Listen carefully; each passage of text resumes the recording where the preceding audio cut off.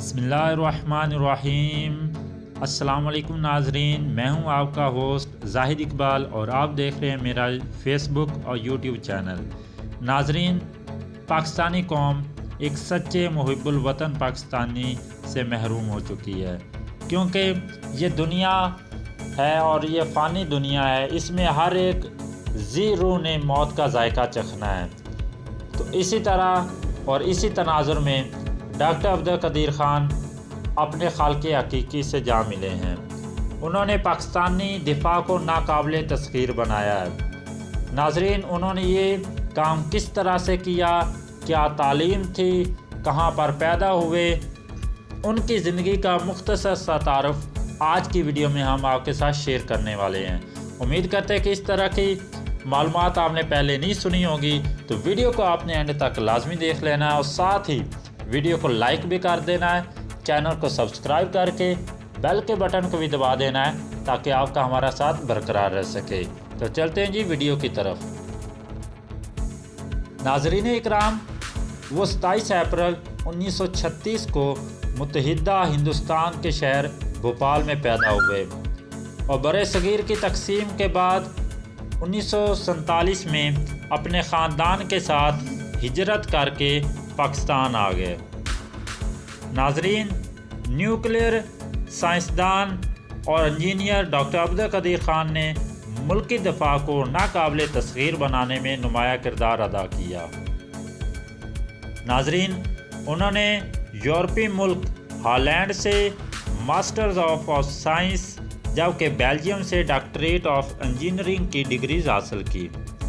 Doctor Abdul Qadeer Khan ने बैरून मुल्क तालीम हासिल करने के बाद वतन वापसी पर 1976 में इंजीनियरिंग रिसर्च लेबॉर्ट्रीज में शमूलियत अख्तियार की, जिसका 1981 में जनरल ज़ियाउल हक ने नाम तब्दील करके doctor A.Q. Khan research laboratory रखा। उन्होंने मुतअद्दिद मरतबा ये एतराफ़ किया कि पाकिस्तान में एटमी प्रोग्राम का आगाज़ करने वाले साबिक़ वज़ीर आज़म ज़ुल्फ़िकार अली भुट्टो थे, जिन्हें बाद में मुख्तलिफ़ हुक्मरानों ने आगे बढ़ाया। नाजरीन, डॉक्टर अब्दुल कदीर ख़ान की सरबराही में पाकिस्तान ने भारतीय एटम बम के तजर्बे के जवाब में 28 मई 1998 में नवाज शरीफ की वज़ारत उज़्मा के दौरान कामयाब एटमी तजर्बा करके दुनिया में नया एजाज़ हासिल किया। नाजरीन इकराम, डॉक्टर अब्दुल कदीर ख़ान को इनकी खिदमात की एवज़ हुकूमत पाकिस्तान ने 14 अगस्त 1996 को पाकिस्तान का सबसे बड़ा सिविल एजाज़ निशान इम्तियाज़ अता किया, जबकि 1999 में भी हलाल इम्तियाज़ का तमगा भी मिल चुका है इनको। नाजरीन इकराम, उन्होंने अपने कैरियर के दौरान 1 दर्जन से ज़ायद तलाई तमगे भी हासिल किए, जबकि इन्हें मुतअद्दिद मुल्की और गैर मुल्की ख़ुसूसी अवार्ड से भी नवाजा जा चुका है। दोस्तों, इनकी खिदमत के एवज़ 1993 में इन्हें कराची यूनिवर्सिटी ने डॉक्टर ऑफ साइंस की एजाज़ी सनद भी दे दी थी, जबकि एक अस्पताल में इनके नाम से सेंटर का क़याम भी अमल में लाया गया।